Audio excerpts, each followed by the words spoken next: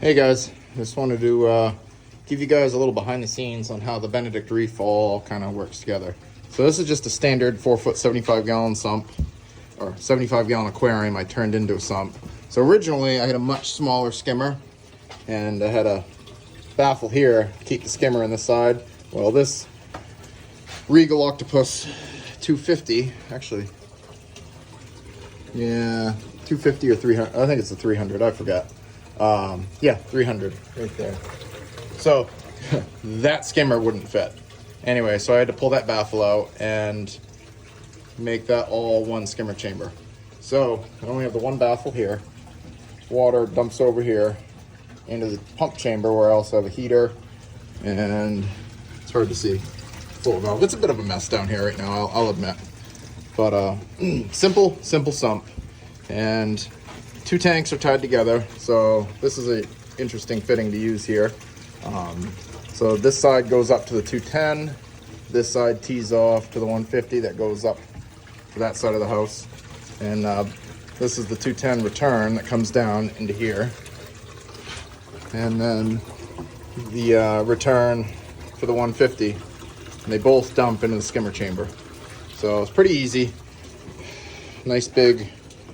So that's just a skimmer dump right there. So I put a two little fishies ball valve on, and like I'll do here in a little bit when I do my maintenance, I'll drain that skimmer down there, and about once every few months I'll end up pumping that out to a floor drain. Get an old eShops dosing pump and reservoir. So we do dose alkalinity and calcium, mostly because we have a few stony corals, one acropora, one montipora, a good sized Durisa clam, and some hammers and frog spawns, and a few other things. Finex 810 heater controllers. These, I've used these a long time. I don't like these with 800 watt heater elements. They melt, they literally will melt these connections. So I think these are both running 800s, but more often than not, they overheat and they'll melt these plugs. Couple of power strips. That's the one thing I like about the Regal series. You get all this functionality on those protein skimmers. So, but that's kind of it. That's just basic basement sump. It's not pretty. It's just on an old bench. And if you guys could have seen this sump originally, it was on the other wall, which I'll show you that little room here in a minute. This sump actually used to be positioned over this little set of shelves, so that's why I've got the wrap on the cast iron pipes. That was just to protect the pipe, and so we were having rust issue and it was getting into the water, so I covered that entire pipe and removed the rust issue, which looks like I'll have to do it to this one too. So it's an old house, a 200-year-old house. I had to kind of do what I could do to work with it. Plenty of supplies, Instant Ocean, Reef crystal salt. I mean, like I said, it's a basic sump.